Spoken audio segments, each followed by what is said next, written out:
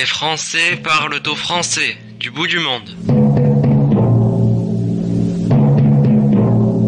Bonjour, pour cette 8e émission des Français qui parlent aux Français du bout du monde, nous allons une fois de plus, cher Joël François Dumont, prendre une direction lointaine, mais tout en revenant finalement très près aussi, épisodiquement ou plus longuement durant l'émission, de la capitale de la France. Et oui, Jean-Michel, après une première émission consacrée il y a 15 jours à la politique d'indépendance nationale du général de Gaulle, nous allons aujourd'hui parler d'un livre consacré au général. Depuis 50 ans, des livres sur le général de Gaulle, il en sort plusieurs par mois dans le monde entier et dans toutes sortes de langues. Mais celui dont nous allons parler aujourd'hui a été écrit de l'intérieur même de la Fondation Charles de Gaulle. Entretien avec Michel Ancefrol, ce livre est consacré à un de nos plus grands journalistes contemporains. Michel Ancefrol, une fois retraité, est devenu bénévole à la Fondation Charles de Gaulle, où il présidait l'association des amis de la Fondation et qui, à ce titre, s'occupait du rayonnement dans le monde de la Fondation et donc de l'œuvre du général de Gaulle. Leurs auteurs sont Hélène et Julien Brando, que nous saluons. Madame Brando a travaillé à la Fondation Charles de Gaulle, où elle allait régulièrement consulter les archives du RPF, le Rassemblement du peuple français, en vue d'une thèse d'histoire politique.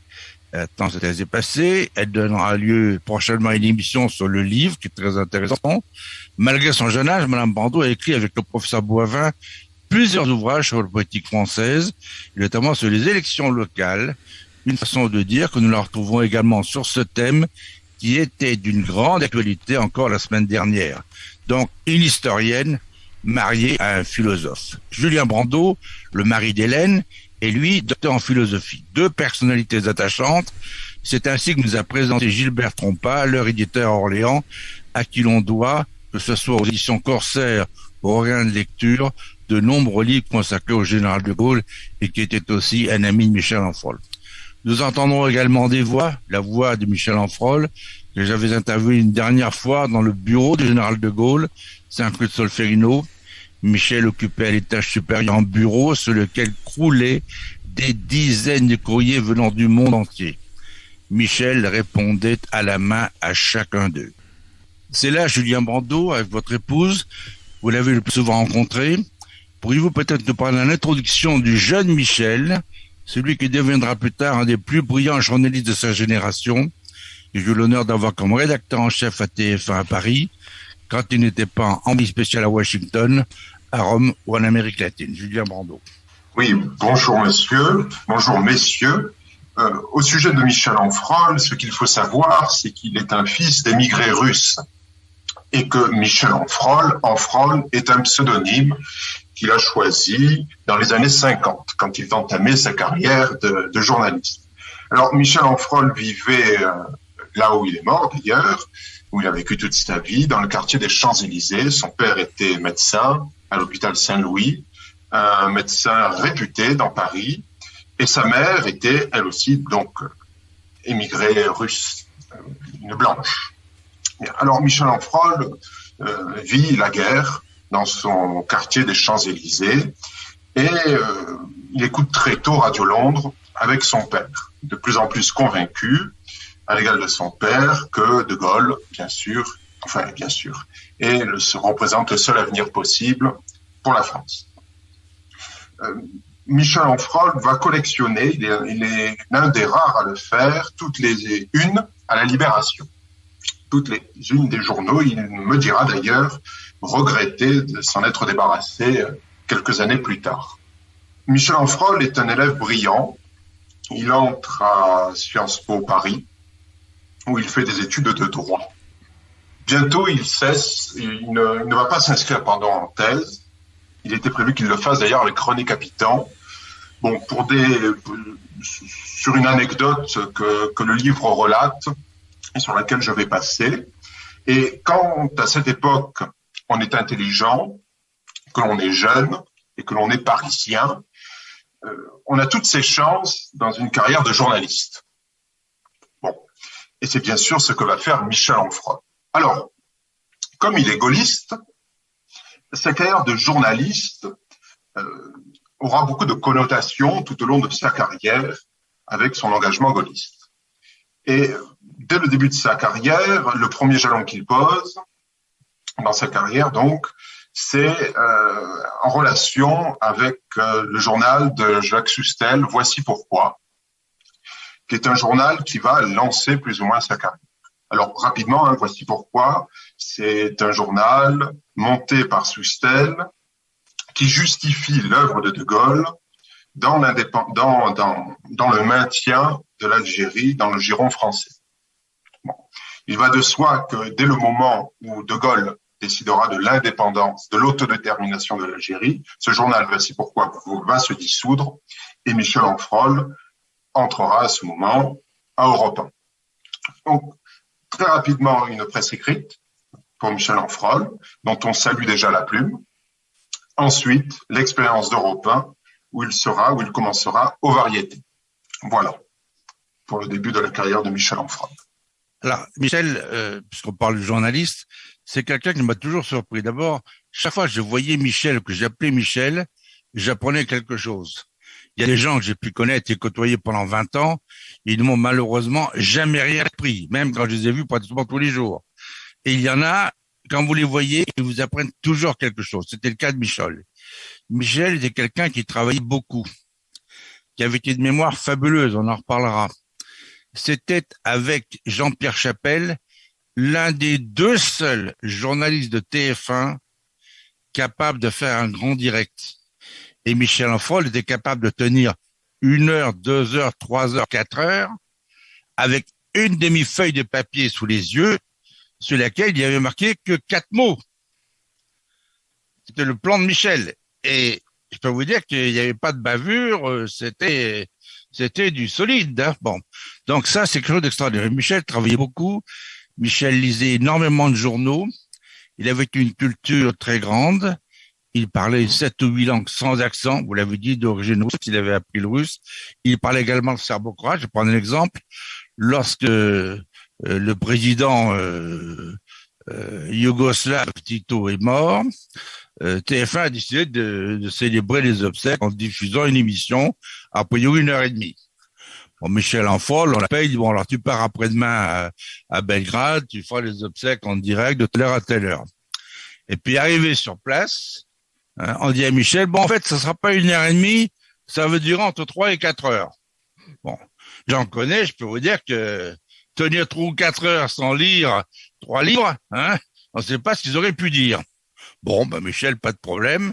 Michel parlant serbo-croate, écoutez d'une oreille ce que disaient les commentateurs de télévision en serbo-croate, traduisait, et puis le reste, c'était sa mémoire. Michel avait été lire une quinzaine d'articles de journaux intéressants, il a peut-être fait photocopier 2 à la documentation à TF1, et ça lui suffisait. Et après, il parlait. Et Michel m'a dit un jour, lorsque j'étais là-bas, tu sais sur qui je suis tombé? Sur Michel Rocard. Ah bon? Je dis Michel Rocard, mais c'est normal, c'était son bailleur de fonds pour ses obsèques. Il a au moins l'honnêteté politique de rendre hommage à Tito. Et je lui dis, mais comment ça se fait que tu tutoies Michel Rocard? Figure-toi, quand on était à Sciences Po, il y avait sur le même banc, mais pas forcément côte à côte, 3 hommes. Jacques Chirac, Jean-Marie Le Pen et Michel Rocard. Donc Michel a connu une génération de gens qui ont incarné la politique française dans des endroits très différents et ils connaissaient pratiquement tout le monde. Tout le monde. Parler de René Capitan, que j'ai aussi connu. Moi, je l'ai connu pour d'autres raisons. J'ai connu pour des raisons familiales. Michel les a connus par son travail. Dans votre livre, vous citez, Monsieur Brando, par exemple, Claude Gérard Marcus. Claude Gérard Marcus, c'était un des premiers amis de Michel qu'il avait rencontré en poussant la porte du RPF. Il avait 15 ans. Et comme on lui a pas fait comprendre que, oui, peut-être un peu jeune, l'autorisation de vos parents. Puis après, un jour, il découvre une porte, il y a marqué étudiant RPF. Alors qu'il pousse la porte, et c'est là qu'il a connu Claude Gérard Marcus. Donc, dans votre livre, il y a beaucoup d'anecdotes, beaucoup de choses intéressantes. Mais ce qui est intéressant dans ce livre, c'est quand même une partie de l'histoire de la France contemporaine dont on parle jamais. Je n'entends jamais, je ne lis jamais d'articles sur le RPF. Et Dieu sait quand même que le RPF, c'est gagnerait à être connu dans l'histoire française, dans l'histoire politique de notre pays. Je prends un autre exemple. Général de Gaulle, on en parlait il y a 15 jours. est nommé donc le dernier président du Conseil de la 4e République par le président René Coty. La France était pratiquement au bord de la guerre civile. Finalement, les incendiaires font venir un pompier à Matignon, hein, et le pompier, en 5 mois, avec son équipe, avec Michel Debré et quelques autres, en 5 mois, ils ont donné des institutions à la France qui lui permettent encore aujourd'hui de tenir debout. C'est quand même extraordinaire. Donc, en 5 mois, il y a des présidents de la République en 5 ans. On se demande ce qu'ils laisseront derrière eux. Il y en a, bon, on sait qu'ils ne laissent rien. Mais celui-là, déjà en 5 mois, il a laissé les institutions de la 5e République. Et après, vous avez évoqué la fin de l'Algérie. La fin de l'Algérie était très importante. Je l'ai bien suivi aussi, personnellement. Je dirais que l'Algérie, le règlement de l'affaire algérienne, aussi bien dans les pays de l'Ouest que dans les pays de l'Est, était devenu une urgence pour la France parce que c'était bloquant. La politique étrangère de la France ne pouvait pas se développer parce qu'à l'Est comme à l'Ouest, mais dans le monde entier, les pays du monde se liguaient pratiquement contre la France, traités, disons, de pays occupants ou colonialisants, etc. Donc, il a fallu effectivement mettre un terme à cette politique en Algérie, et ça a été l'autodétermination. Mais après cela, dès 1963, et on l'a vu il y a 15 jours, la politique étrangère du général de Gaulle s'est appliquée. Elle s'est appliquée en Europe, mais elle s'est aussi appliquée dans le monde, notamment dans les pays comme l'Amérique latine. Mais on le verra encore une fois, comme on l'a vu la semaine dernière, on le verra encore bientôt, en Europe centrale et orientale. D'ailleurs, en Europe centrale et orientale, le seul président derrière le général de Gaulle qui a fait quelque chose d'utile, c'était Mitterrand. Les autres, avant et après, il n'y a personne. Voilà. Donc, revenons à Michel Onfroy. Il avait des principes intangibles. Il était journaliste, vous l'avez dit. Vous lui avez posé la question dans votre livre, d'ailleurs, comment concilier le journalisme et le soutien au général de Gaulle. Alors, quelle a été sa réponse? Alors, il faut en revenir au RPF, parce que nous sommes donc dans une démocratie libérale, même après la libération, et voici qu'un parti se présente comme transpartisan, ce qui ne va pas de soi. Bon. Et ça, il faut comprendre cela, parce qu'à partir du moment où vous appartenez à une idéologie, le gaullisme est une idéologie, hein, c'est un terme noble, transpartisane, vous pouvez concilier beaucoup de choses. Vous pouvez, c'est une chose, par exemple, d'être journaliste et socialiste, mais c'est autre chose que d'être journaliste et gaulliste. Si vous entendez par gaullisme une idéologie transpartisane dont le seul bien se confond avec celui de la nation. Et c'est pourquoi Michel Onfroy n'a jamais eu, d'après lui, de difficulté à concilier sa carrière de gaulliste, enfin sa profession de foi gaulliste et sa carrière de journaliste.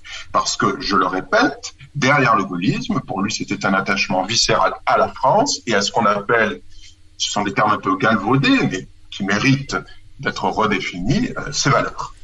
Les valeurs de la nation française, dont les meilleurs illustrateurs étaient pour lui les grands résistants et les grands Français. Voilà à peu près ce qu'il m'a répondu.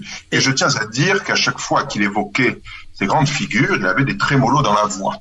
Pour lui, un Fred Scamaroni ou un Benjamin Josset étaient des personnages hors pair et illustrent l'histoire de France. Je peux parler aussi de Pierre Mesmer. Si vous le permettez, moi je voudrais vous poser une question qui va peut-être nous ramener à une actualité plus récente, oui, de l'avis qui se voudrait le plus répandu de nos jours. Je prends bien toutes les précautions d'usage. Les institutions françaises remonteraient à peine 30 ou 40 ans. Aujourd'hui, nous rappelons qu'il faut aller chercher bien au-delà, que notre 5e République date bien de 1958 et des hommes qui avaient vécu la Seconde Guerre mondiale qui ont fait en sorte que nos institutions évoluent réellement. Mais comment les responsables politiques et économiques actuels peuvent-ils faire fi de l'histoire précédant les 40 dernières années, parce qu'on n'entend quasiment plus jamais parler. Vous parliez du RPF dont on n'entend plus parler aujourd'hui, mais on n'entend plus ou très rarement parler de la Constitution de 1958. Par contre, reviennent dans l'actualité régulièrement des rumeurs d'adaptation, voire de révision de cette Constitution, sans jamais faire référence à ses fondements. Vous avez raison. Néanmoins, ce sont les hommes qui incarnent les institutions. Il va de soi que les institutions ont pris un cap tout à fait différent de celui qui était le cap du général de Gaulle, ou sous le général de Gaulle. Et c'est bien qu'aujourd'hui se posent des questions qui ne se posaient pas à l'époque. Des questions peut-être mal posées, mais auxquelles il faut tout de même répondre. Aujourd'hui, il y a certes un dévoiement des institutions de la Ve République, si bien que certains sont persuadés que cette Ve République se confond à une sorte de monarchie républicaine. Ce qui est faux. Le président de la République n'a pas tous les pouvoirs. On le voit, c'est stupide de le dire. Pour la réforme des institutions, elle peut se justifier si le contexte, les circonstances présentes l'appellent. Et ça, c'est à l'homme politique, à l'homme d'État d'aujourd'hui, selon les circonstances présentes, à le décider ou non. Et sans doute, le rappel du RPF ou du grand passé gaulliste sont-ils nécessaires, mais ils ne seront jamais déterminants dans la prise de décision actuelle, parce que la politique, c'est que faire, comment faire au moment où je pose la question. Voilà mon opinion en tout cas. Merci de cette réponse. Je voulais continuer sur citer quelques phrases de votre à la fin de votre livre. Vous dites « Sans doute, De Gaulle peut-il être interprété comme un grand communicant, mais ce n'est pas séparé du fait qu'il disait aux Français le fond des choses, comme le rapportant Alain Perfit. J'ajoutais que la voix de Gaulle était attendue et que de ce fait, donc c'est Michel Onfroy qui parle, sa parole était créatrice. 1958, 22 avril 1961, 30 mai 68, entre autres. Jean-François Degnaud, qui a été mon patron quand j'étais jeune diplomate, dit dans ses mémoires qu'il y avait là quelque chose de très dramatique et théâtral. Et le drame, écrivez-vous, n'est pas un simple jeu. Là est sûrement la grande noblesse de l'art politique. Aujourd'hui, il semblerait que la communication permette au contraire de ne pas avoir à dire le fond des choses. C'est pourquoi toute comparaison de nos présidents les plus récents avec De Gaulle me semble insoutenable. Je crois que ce que vous dites est extrêmement intéressant. Je le relisais avec plaisir hier soir. Vous dites vraiment, aujourd'hui, tout le monde a été ou sera gaulliste. Tous nos présidents se trouvent une filiation avec le général, y compris l'actuel. Bon, le problème, c'est quand on voit ce qu'ils font, il faut exactement le contraire de ce qu'aurait fait le général de Gaulle. Oui, mais... Alors, un gaulliste peut pareil. Et pour répondre à la question de Jean-Michel Poulot, une vraie question, en fait, ceux qui parlent de la Constitution, c'est pour mieux la détruire. Oui. Quand on voit, par exemple, on peut citer M. Bayrou, pas parce qu'il est maire de Pau, mais parce que c'est la politique du MoDem, ça a toujours été ça au centre. On essaie avec les petits partis de jouer un rôle, de se vendre, pour tirer le juste prix ou le plus grand prix. Si vous le permettez, je fais un petit rajout. Je crois que c'était à l'élection présidentielle de 2007, le candidat François Bayrou à cette époque-là disait « Si je suis élu, je mettrai en place la 6e République ». Oui, c'est vrai, oui. C'était en 2007. Oui. Donc l'idée, c'est d'interrompre cette 5e République parce qu'elle empêche, les magouilles, elle empêche, et le système électoral français permet d'avoir des régimes forts, parce que c'est vrai que, comparé au système d'élection en Allemagne, on vote, il y a tour. Bon, donc le premier, il a gagné. En France, celui qui n'a pas forcément gagné au premier tour peut gagner au deuxième. Voilà, mais ça permet au pays d'exister. Oui, et je suis d'autant plus d'accord avec vous que les imprécations de Mendès France ou de Bidault, qui voyaient dans les années 60, qui devinaient dans les années 60, dans la Ve République, une promesse de dictature, étaient fausses. Se sont révélées fausses, toutes ces imprécations. Et donc, il n'y a plus rien à craindre de la Ve République. Évidemment, avec les coups d'État permanents. Oui, voilà. Et surtout pas qu'elle dégénère en dictature. Mais le problème, c'est toujours la même chose. Le centre ne peut exister que dans un scrutin proportionnel, style c'est la 4e République, pour reprendre l'antique place des radicaux. Sans ça, c'est compliqué. Et les petits partis comme la France Insoumise et le Front National ne peuvent exister que comme ça. Et l'on voit d'ailleurs que un parti est bien représenté sous la 5e s'il a un ancrage local. S'il n'a pas d'ancrage local, comme la France Insoumise ou le Front National, Il ne peut pas être représenté. Autre chose sur une sorte de prévarication à l'égard de De Gaulle, des partis politiques actuels ou des hommes politiques du présent. Je crois qu'ils ont la nostalgie de la grande politique française. J'avais lu une interview de Giscard qui disait qu'il avait été fier dans sa vie, et c'était un grand moment de fierté pour lui, le seul peut-être de sa carrière, d'avoir servi le général de Gaulle, et je cite, le destin politique de la France. Je crois que la nostalgie, nos hommes politiques ont la nostalgie de cette époque. Cette époque où la politique était créatrice, où c'est elle qui menait les choses. Oui. Alors, la souveraineté est tout à fait indispensable pour cela. Oui. Aujourd'hui, l'on sait bien que, comme disait Pierre Manant, le président de la République française, en l'occurrence Emmanuel Macron, est moins Jupiter déchaîné que Gulliver attaché. Oui. Je crois qu'on a une nostalgie pour De Gaulle et pour la grande politique française.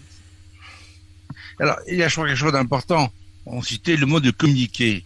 Aujourd'hui, mais ça fait maintenant 10-15 ans, les présidents ne gouvernent plus, ils communiquent. Et j'ajoute, parfois, ils communiquent extrêmement mal. Bon, oui, tout à fait. La communication, c'est du mensonge. Président Macron. Oui. Voilà. Et la communication, en fait, ça n'est pas gouverner. Gouverner est une chose, communiquer en est une autre. Et c'est là que c'est important de bien rappeler que le général de Gaulle savait communiquer, mais qu'avant de communiquer, il savait gouverner.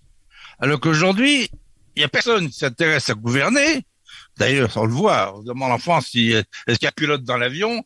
Ça fait 2-3 ans que la question se pose partout, et pas seulement en France. Bon. Et donc, les communicants du général de Gaulle, des gens qui avaient quelque chose à dire. Et aujourd'hui, c'est le mensonge permanent. C'est la petite phrase, c'est la petite chose. C'est-à-dire que c'est le futile. L'essentiel n'apparaît plus. Mais ce qui est plus grave encore, pas ce que vous en pensez, M. Brando, c'est qu'aujourd'hui, et c'est ça peut-être qui empêche les Français de rêver, il n'y a plus de vision. Nos chefs d'État, d'abord, on n'a plus de chefs d'État, on a des hommes politiques. Nos hommes politiques qui sont à la tête de l'État n'ont aucune vision, ni en politique intérieure, ni en politique étrangère. Le général de Gaulle avait une vision aussi bien en politique intérieure qu'en politique étrangère. D'ailleurs, il n'a pas attendu longtemps. Le peu de temps qu'il a passé au pouvoir à la Libération, il a créé la sécurité sociale. Faut pas oublier qu'à l'époque, la CGT est descendue dans la rue contre la sécurité sociale. Il avait donné le droit de vote aux femmes. Mais souvenez-vous à l'époque, les gens disaient, tous ces centristes dont vous parliez tout à l'heure, mais vous vous rendez compte, faire voter les femmes, où allons-nous? On serait cru presque dans un pays arabe. Donc, je dis simplement, les grands changements, il les a faits. Et comme il ne peut pas le faire avec l'appareil parlementaire, il les a fait avec une sorte d'oukaz, pour utiliser un terme russe, donc avec ces directives gouvernementales qui aujourd'hui sont devenues une tradition, d'ailleurs, ce qui permet d'éviter au Parlement de jouer son rôle. Donc simplement, les Français effectivement rêvent d'un retour, peut-être pas à la grandeur, mais au moins à la normalité. Et c'est vraiment quelque chose qui nous manque aujourd'hui. Jean-Michel ? Eh bien, écoutez, oui, je crois qu'on ne peut que souscrire à ces paroles-là, et on voit bien, nous le dénonçons assez régulièrement, ou nous le relatons, puisque nous n'avons pas le droit de dénoncer dans notre démocratie, mais nous relatons assez régulièrement les insuffisances, sinon réelles, du moins apparentes, de nos institutions et de celles qui les font vivre. Il y a quelque chose aussi de très important, c'est qu'aujourd'hui, la forme politique nationale est en crise. Et quand une forme politique dans laquelle nous vivons et sur laquelle est moulée notre démocratie se délite, ou se dissout plutôt, eh bien, la politique ne vaut plus ce qu'elle pouvait valoir. Et qu'il y a une sorte de décadence. Et cette décadence, nous la subissons. Et nos hommes politiques, les premiers, le voient le mieux. J'ai regardé il y a peu, entendu parler l'interview du réalisateur d'un film sur Édouard Philippe, Premier ministre, qui se confie donc aux journalistes, de manière à cœur ouvert, Et l'on voit tout à fait un Premier ministre, bon, ça a pu toujours exister, mais là, plus que jamais, ne sachant pas quoi faire, étant un peu perdu, prenant des décisions, mais une sorte de politique du doigt mouillé. Hein. Alors, vraiment, je pense que, certes, il y a une déréliction des hommes politiques, mais qui est due à l'affaiblissement de la forme nationale. Et ce dont témoigne Michel Onfroy, c'est que non seulement le nationalisme n'est pas un gros mot, mais quand il est compris de manière gaulliste, le nationalisme gaulliste existe, il a une définition rigoureuse, eh bien, s'il existe, tout devient possible. Un avenir politique se dégage. Oui. Et la grande question, aujourd'hui, est de savoir ce que l'on fait de la nation. Quel est son avenir, bien que très compromis. Voilà. Est-ce que nous allons lui injecter une énergie nouvelle, mais cela ne s'invente pas, ou va-t-on l'abandonner? Mais si nous l'abandonnons, ce sera pour se mettre dans les mains de l'Union européenne, qui est une gouvernance, qui n'est pas une démocratie. Voilà toute la difficulté. Après, la démocratie est périssable. Elle, non seulement elle se mérite, mais elle est périssable. Ce n'est pas un régime qui a toujours existé. La démocratie libérale, j'entends, pas la démocratie athénienne, bien sûr, elle existe depuis très peu de temps et elle peut périr. Elle peut périr. Et dans ce cas, le gaullisme n'aura été qu'une parenthèse, mais une formidable parenthèse dans l'histoire de France. Une parenthèse, bien quand on parle de démocratie, le gaullisme est une réalité. Le gaullisme donnait la voix au peuple. Ah, tout à fait. Le général de Gaulle, sa politique était appuyée par le peuple français. Et aujourd'hui, oui. Ce peuple, il est où? À gauche, le peuple de gauche, il a déserté, il est chez Marine Le Pen. Et le peuple français se trouve représenté où? Et nulle part. Nulle part. Voilà. Si vous avez aujourd'hui, vous avez des revendications. Beaucoup de revendications de tel ou tel groupe. Il n'y a plus ni lutte des classes, ni même classe, ni même de peuple. Ça n'existe plus. Si vous lisez par exemple le peuple de Michelet, vous verrez, il vous paraîtra qu'on est à 100 années-lumière de ce que nous vivons aujourd'hui. Il n'y a plus de peuple. Et ça, c'est une manifestation. Mais ce que je dis qu'il n'y a plus de peuple, ce n'est pas moi qui le dis. Ce n'est pas un scoop. Ce n'est pas du tout un scoop. Bien. Nous aurions pu penser que les Gilets jaunes pouvaient être une voix populaire. Je pense qu'ils l'ont été. Après, on ne va pas rentrer dans cette discussion. Mais il n'y a plus de peuple. Si vous écoutez les présidents de partis politiques, ils ne s'adressent plus au peuple. C'est tout à fait clair. Il y a peut-être bon, peu importe. On ne va pas rentrer dans les querelles politiciennes d'aujourd'hui, mais il n'y a plus de peuple. Mais ça, c'est tout à fait normal. Quand la démocratie s'affaiblit, la démocratie libérale s'affaiblit, le peuple, vous ne le trouvez plus. Non. Mais c'est intéressant, parce que vu d'Allemagne, je l'ai vu lorsqu'il y a eu la crise des Gilets jaunes, les Allemands, eux, ont compris tout de suite que c'était une crise d'une très grande ampleur, d'une véritable profondeur. Et alors que les Allemands avaient très largement soutenu Macron au début, voilà quelqu'un de jeune, voilà quelqu'un qui sera différent des partis politiques qu'on connaît depuis des années, il va apporter, disons, du sang nouveau, il va moderniser la France. Je dis qu'ils sont allés de division en division, mais après les Gilets jaunes, ils ont été frappés, et là, défavorablement, par le mépris, je dis bien par le mépris d'Emmanuel Macron pour le peuple français, y compris dans ses déclarations. Il a fait des déclarations, mais un homme politique allemand ou une femme politique allemande aurait dit le dixième de cela, mais on n'aurait plus jamais revu son visage. Il aurait été hué dans les rues. Non, en France, on pouvait mépriser les gens. Allez, on fait 1 million de pauvres dans la classe moyenne, un de plus, c'est pas grave. On verra d'ailleurs au mois de septembre, parce que, hélas, la pandémie, il va avoir des conséquences économiques. Il faudra en reparler. Et au moment où le peuple français se trouve pratiquement au fond de la piscine, qui voit pas comment il pourra creuser davantage, il est en bas. Comment faire? Non seulement pour remonter, mais pour essayer de remonter et de respirer tranquillement. Il ne voit rien venir. Rien venir. Voilà. Donc, Jean-Michel, je sais pas ce que vous en pensez, mais il n'y a qu'en Allemagne qu'on ressent les choses comme ça. Non, je crois qu'en France, les dernières élections départementales et régionales n'en sont finalement que l'expression la plus flagrante. Mais comme l'a dit Julien Brando, sans doute les Gilets jaunes étaient-ils déjà une première expression de ce malaise profond du peuple français. Je ne cherche pas à être un moralisateur, un philosophe, ça n'est pas mon rôle. Je ne veux surtout pas empiéter sur le territoire de Julien Brando qui le fait tellement mieux que moi.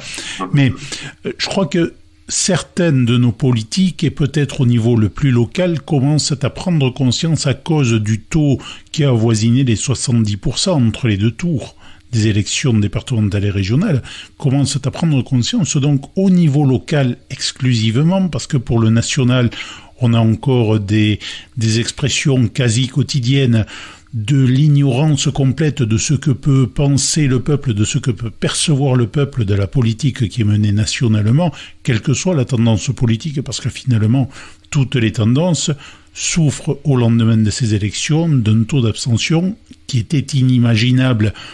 Je pense dans l'esprit des constitutionnalistes de 1958, mais même dans l'esprit des politiques des années jusqu'à 80, 90, et même peut-être jusqu'au milieu de ces années 2010. Est-ce qu'un François Hollande, est-ce que les gouvernements de François Hollande, ses premiers ministres, pensaient qu'un jour on arriverait à des taux de 70% d'abstention ? Mais au-delà, et parce qu'il faut aussi faire une pause dans cette émission qui est très dense, je vous laisserai répondre seulement dans quelques instants. Je vous propose de faire tout de suite une pause musicale qui va nous permettre de respirer un peu, et pas n'importe quelle pause musicale, puisque ce titre est quand même un hymne populaire national pour l'Uruguay. C'est la Comparsita, chantée ici par une chanteuse que nous avons déjà eu l'occasion de vous faire entendre il y a quelques semaines. C'est Susana Rinaldi, qui avait beaucoup d'importance aussi pour Michel Onfroy. Et Joël François, je dois dire que c'est vous qui me l'avez fait connaître. Moi, je l'ai découverte, vous savez... un jour, j'étais stupéfait. Nous étions en train de marcher dans le quartier latin avec Michel. Nous allions quelque part, je ne sais plus où. Et puis, je crois à la maison d'Amérique latine. Et en route, je rencontre quelqu'un que j'avais connu avant de partir comme jeune diplomate au Québec, qui avait été l'homme de la politique du général de Gaulle au Québec. Alors, je présente Michel Onfroy. « Ah, Michel !» Et il tombe dans les bras l'un autre. Ah, il dit, je vois que vous vous connaissez. Michel, mais ça fait... Mais bon, c'est pas vu depuis combien? 48, 49? C'était pas vu depuis 1948, 49. Alors, qu'est-ce que tu fais? Qu'est-ce que tu deviens? Et toi, il dit, mais voilà, je viens de monter une radio à Paris, Radio Latina. Mais dis-moi, ça t'intéresse? Ah oui, bien sûr. Viens me voir. Et une semaine après, Michel devenait le patron Radio Latina. Et Radio Latina, ça permettait à Michel, toutes les semaines, notamment le samedi matin, de faire une émission sur le tango. Le jour où il m'a dit ça, je dis à Madeleine, son épouse, Madeleine, Michel, il parle du tango, mais est-ce que c'est un sujet qu'il connaît? Michel, le tango, il connaît que ça. Mais attends, il a appris le tango où? Il avait des cordes à son arc. Michel était capable de commenter un match de boxe. Il était capable de commenter les sports. Il était capable de tout faire. Ça, c'est extraordinaire. Bon. Et Michel, je dirais aussi autre chose. Sa priorité, elle allait aux faits. Michel ne mélangeait jamais, comme le font hélas la plupart de nos confrères français, les faits et les commentaires. Il lui arrivait d'être critique, en tout cas, il savait rester critique. C'est une qualité rare, a fortiori chez un journaliste. Je dirais qu'en Allemagne, dans tout article de journal, au début, ce sont les faits, et ensuite suivent les commentaires. C'est pareil à la télévision. Alors qu'en France, on ne sait jamais où est le fait, où est le commentaire. C'est tellement imbriqué. C'est l'AFP, 90% des papiers français sont écrits par l'AFP, et pratiquement 90% des papiers écrits par les journalistes sont des réécritures de l'AFP.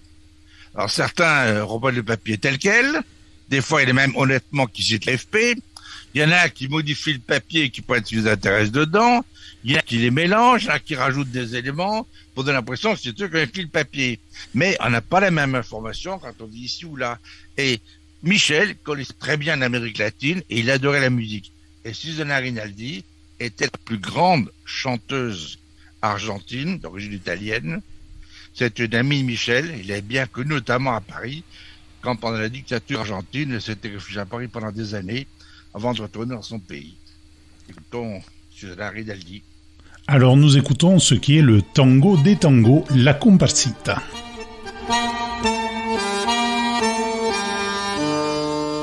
Si supieras que aún dentro de mi alma conservo aquel cariño que tuve para ti. Quién sabe si supieras que nunca te he olvidado. Volviendo a tu pasado, te acordarás de mí.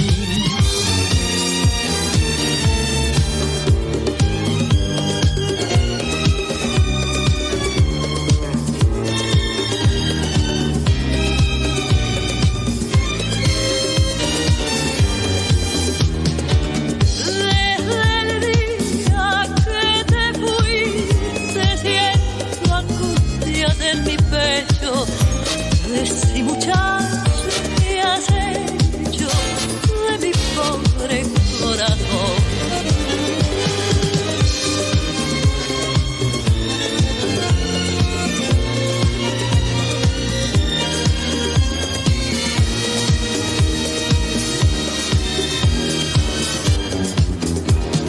Sin embargo, te guardo aquí en mi pecho con el cariño santo que tuve para ti. Y estás en toda parte, pedazo de mi vida, una ilusión querida que nunca olvidaré. Y estás en toda parte, pedazo de mi vida, una ilusión querida que nunca olvidaré.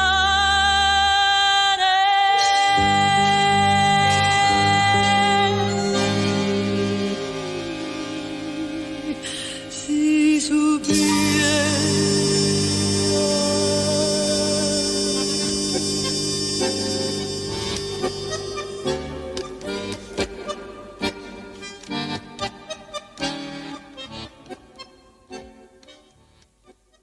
Voilà une comparsita que nous écoutons jusqu'aux dernières notes, parce que sur la fin, vous entendez que la partition originale revient en tête alors qu'elle a été sérieusement réorchestrée dans les années 70-80 pour être mise à des rythmes un peu plus modernes. Cette comparsita avait été écrite entre 1915 et 1916, on n'a pas la date exacte, par le musicien uruguayen Gerardo Matos Rodriguez.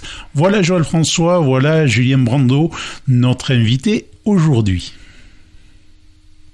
Alors, une précision, vous parlez de Madame Rinaldi, Susanna Rinaldi, qui était une amie de Michel Ancefroll, mais Michel Ancefroll avait un autre ami qui s'appelait Angelo Rinaldi.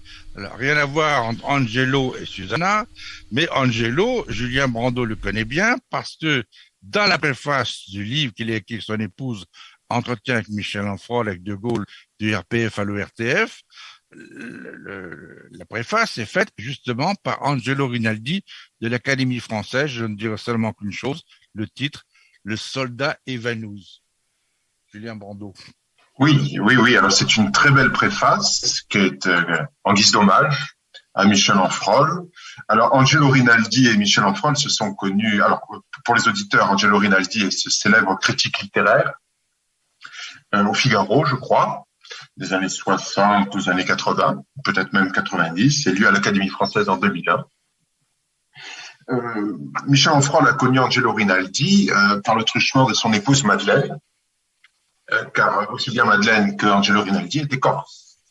Et donc c'est très tôt, très jeune, à vingtaine, qu'il a connu Rinaldi en Corse, avant même que Rinaldi ait entamé quelque chose qui puisse se rapprocher d'une carrière littéraire.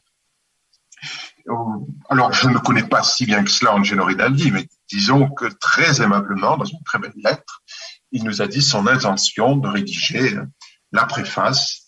Alors, la préface est un hymne à la carrière de Michel Ancefroll, à la personne, mais aussi au gaullisme, puisque Rinaldi est un inconditionnel, si je puis dire, du général de Gaulle, en tout cas du gaullisme. Et alors, il a une très belle expression pour qualifier le gaullisme. Au moment où de Gaulle va au Canada, juste quelques instants avant de prononcer sa fameuse algarade « Vive le Québec libre », le général de Gaulle est accueilli en fanfare par les autorités. Et la fanfare se met à interpréter 12 France de Charles Trenet. Et Rinaldi, alors le général de Gaulle se met au garde à vous. Et Rinaldi dit, eh bien, c'est ça le gaullisme.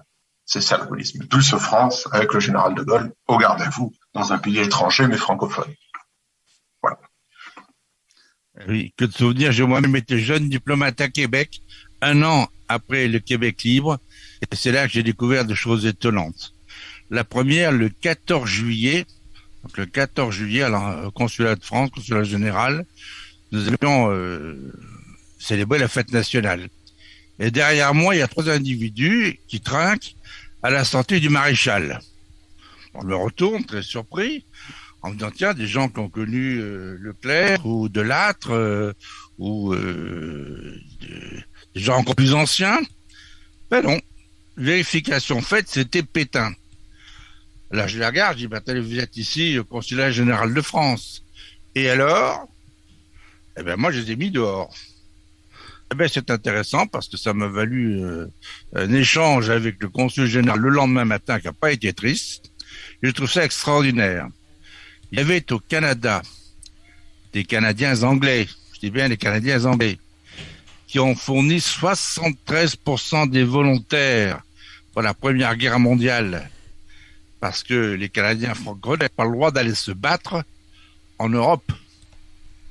La loi ne le permettait pas. Et en 40, alors là, c'est pas la loi qui le permettait pas, c'était le gouvernement qui l'avait interdit aux Québécois d'aller se battre pour libérer le sol de France. Et là encore, c'était 80% des Canadiens volontaires pour venir libérer la France, qui étaient des Canadiens anglophones. Et quand le général de Gaulle est venu à Québec, l'évêque de Québec était absent pour ne pas avoir serré la main de celui qui avait osé s'attaquer à Pétain. Vous voyez comme quoi, quand on regarde bien les choses au fond, quand on s'intéresse aux faits, les vérités sont pas toujours ce que l'on croit qu'elles sont. Et je voudrais profiter de ça pour rappeler ceci. Michel Onfroy, il avait une religion. C'était les faits. C'était très américain, cette vision des choses. Les faits sont sacrés, les commentaires sont libres. Mais c'était exactement Michel Onfroy. C'était ça. Et puis je dirais autre chose aussi. Il avait donc des principes intangibles. Sa priorité, c'était d'aller aux faits. Et de pas mélanger les faits et les commentaires. Je l'ai dit tout à l'heure. Mais il avait autre chose. Michel Onfroy était l'homme d'une seule fidélité. Fidélité à son épouse, Madeleine, qu'il adorait, et à leur fille Anne, une jeune femme extraordinaire. Moi, j'ai connu Anne, elle avait 7 ans. Elle parlait américain comme une américaine. Faut dire que les femmes sont polyglottes chez Michel, parce que quand on voyage comme on peut voyager derrière un mari ou un père pareil, on a intérêt à s'accrocher, hein. Il y a pas de langue qui résiste. Bon, en Madeleine, en italien, il n'y a aucun problème. D'ailleurs, Madeleine a bien vécu le séjour en Argentine de Michel, qui a été pratiquement l'un des 2 seuls correspondant à la vision française en 30 ans en Amérique latine. L'Amérique latine n'intéresse personne chez nous. On sait pas où c'est. Bon, c'est loin, on sait pas où c'est.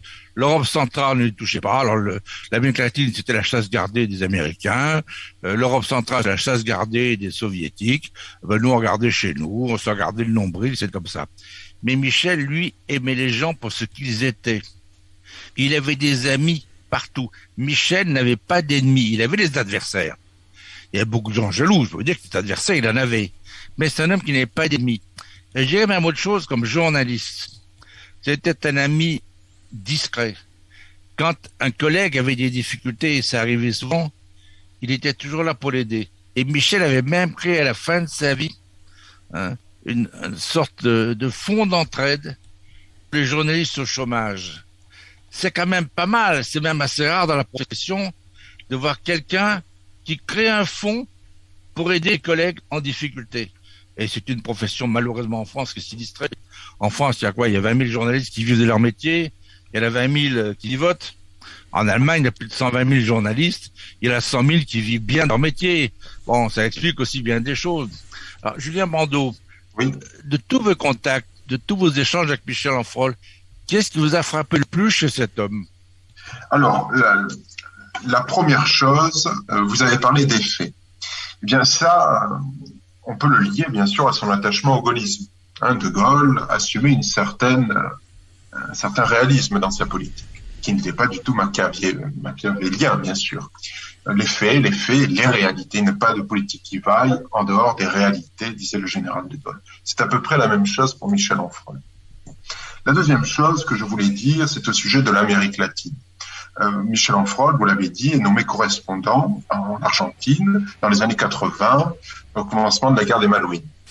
Il restera plusieurs années, et c'est là qu'il va voir, comprendre, toucher ce que c'est que la France et son rayonnement dans le monde, enfin en l'occurrence en Amérique latine. Il va véritablement comprendre ce que pouvait représenter, puisque le mot est juste, la France, dans son indice culturel, mais aussi politique, dans le monde latin. Et il va rencontrer d'anciens Français libres, dont Benjamin José, et des amoureux de la France, certains expatriés du Béarn d'ailleurs.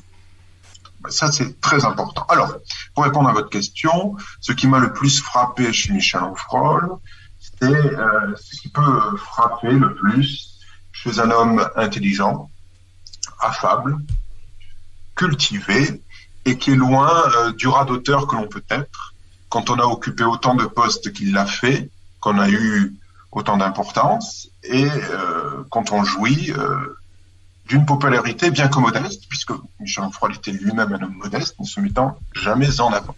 Donc c'était un homme pour cela très séduisant et très flatteur. Très flatteur parce qu'il vous laissait parler, bien sûr, et ses conversations avec lui étaient très libres. Très libres.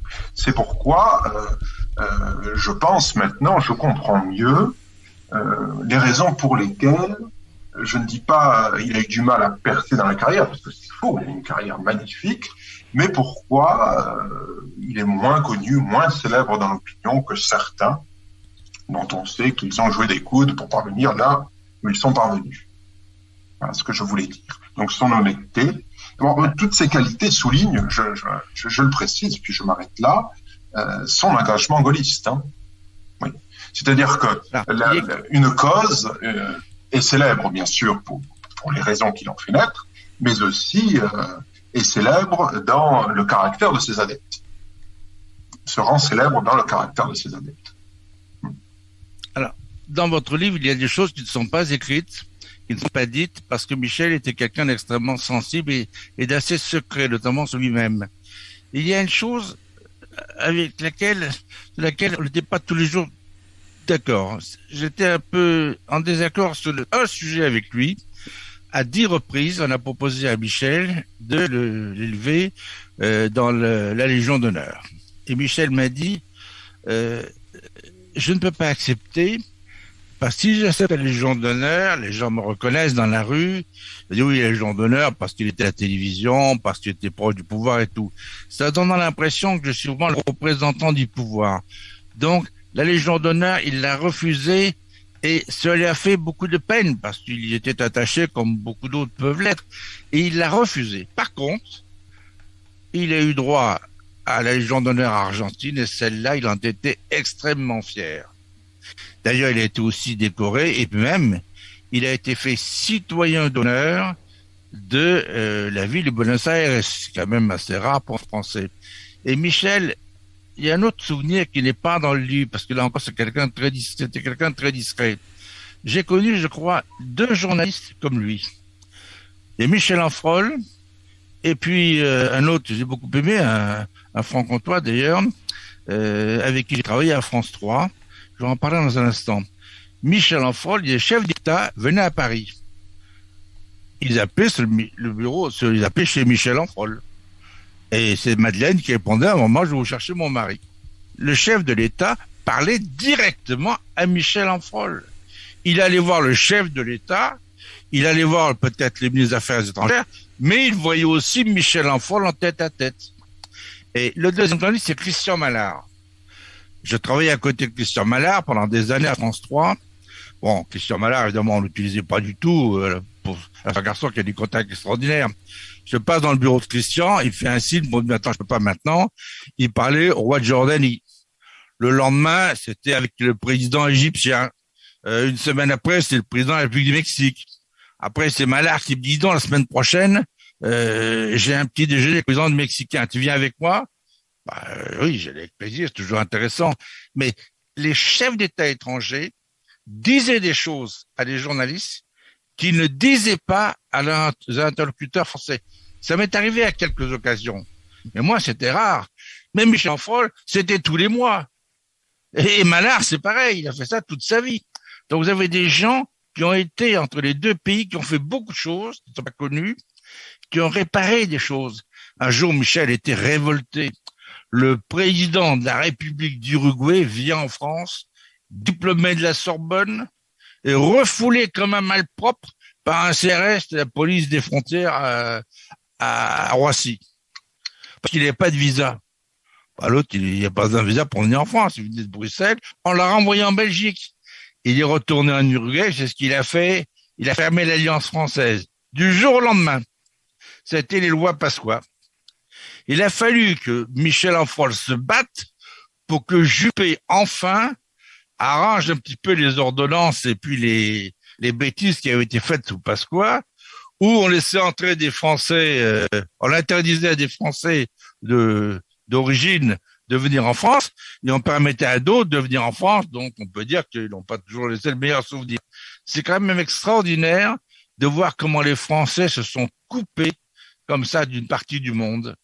Et l'Amérique latine, nous en parlait, on peut parler de l'Europe centrale orientale, je le vis régulièrement, parce que moi ici, je connais un autre monde depuis Berlin. Vous savez, ici, on a l'Autriche, la Hongrie, la République tchèque, la Pologne, les Pays-Baltes, la Russie. C'est un monde dont on ne parle jamais en France. Mais ici, on en parle tous les jours. On parle aussi bien de la France, d'Italie, que de la Pologne et de la République tchèque ici. Et on se rend compte de cette absence, de ce vide, alors qu'il y a une demande très forte de la France. Et qu'en dehors du plan culturel, pour le reste, c'est le vide.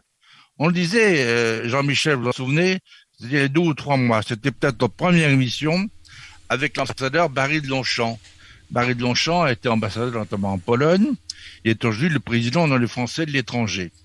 Et il est allé devant le Conseil d'État pour faire annuler une décision, le décret du ministre de la Santé, M. Véran, qui interdisait aux Français hors Union européenne de rentrer en France.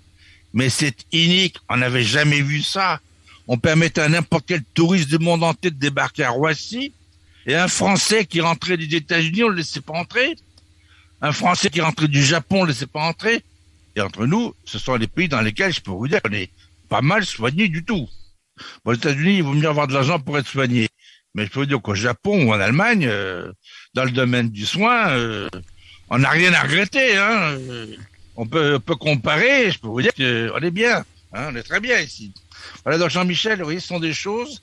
Il n'y a pas de vérité, il n'y a pas de blanc et de noir, il y a souvent du gris. Mais Michel Onfroy était capable d'avoir des contacts extraordinaires et parfois de réparer des cassures qui étaient en train de se faire pour les éviter. Et ça n'est pas le motif parce qu'il était discret, il n'en parlait pas. Vous me rappelez évidemment mes années de télé de jeunesse, mon cher Joël François, et vous aussi Julien Brando, parce que lorsque vous me parlez de Michel Onfroy, évidemment, ça fait rêver par les grands reportages et les très beaux reportages que Michel Onfroy nous présentait de façon très régulière.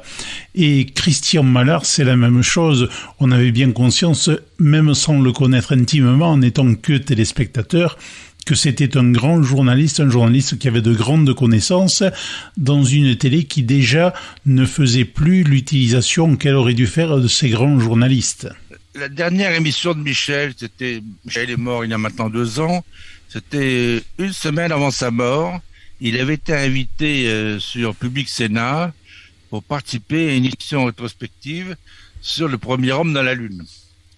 Alors, vous étiez trop jeune pour voir cette émission, mais je peux vous dire que ça a été la première émission au monde qui a été diffusée dans le monde entier, qui a fait je ne sais combien, plus d'1 milliard de téléspectateurs. Et c'est une nuit blanche pour les Français qui, à 3 heures du matin, écoutaient les deux qui étaient capables de parler en direct, donc c'est-à-dire Michel Onfroy et Jean-Pierre Chapelle, qui, en direct de Houston, nous ont fait revivre ces premiers pas de l'homme sur la Lune. Mais Michel avait préparé parfaitement cette émission. Il connaissait tout le monde. Et quand ces astronautes ont eu droit à la Légion d'honneur à Paris, à Matignon, Michel était là. Et puis Michel, il parlait l'américain comme un américain. Michel était connu, il était estimé. Quand NHK au Japon voulait savoir ce qui se passe en France, on interviewe Michel Enfrol. Mais Michel Enfrol, un jour, on était au fin fond de la Bretagne. Il était levé de bonne heure. Bon, moi, je me levais vers 8h, j'étais déjà levé depuis longtemps. À 8h30, il a déjà bu son café. Il avait trouvé un kiosque pas loin de là. Il avait même trouvé le Herald Tribune. Alors moi, je disais qu'acheter le Herald Tribune en Bretagne, l'idée ne me serait pas venue. Peut-être en vacances, mais sinon, non. Mais lui, Michel, il lisait les journaux étrangers. Et à Paris, quand il sortait de chez lui, il allait prendre un journal italien, un journal américain, un journal anglais, etc. Et il lisait. Et chose extraordinaire, j'ai jamais vu Michel porter de lunettes. Lunettes de soleil ici, mais jamais. Michel, il lisait parfaitement le journal, il mettait devant lui, il lisait le journal, parfaitement. Mais il prenait pas de notes, contrairement à moi qui découpais les articles, qui les rangeait, qui les classait. Évidemment qu'il les retrouvait pas. Mais Michel, une fois qu'il avait lu quelque chose, c'était dans le cerveau. Et au bon moment, il le savait. C'est pour ça, quand Michel était en direct, il était capable de parler de beaucoup de choses avec des arguments. Mon cher Joël François, malheureusement, je vais être obligé de vous interrompre l'un et l'autre dans vos très beaux propos, mais nous l'avons compris, vous avez encore énormément de choses à nous dire sur Michel Enfrol, sur les institutions françaises, pour ne pas parler que du gaullisme, parce que quand on parle du gaullisme, il faut aussi parler de la République avec un grand R. Alors je pense que nous sommes appelés à nous retrouver. Simplement, j'abrège un peu le temps de parole parce que je voudrais que nous ayons le temps d'écouter une dernière chanson de Susanna Rinaldi.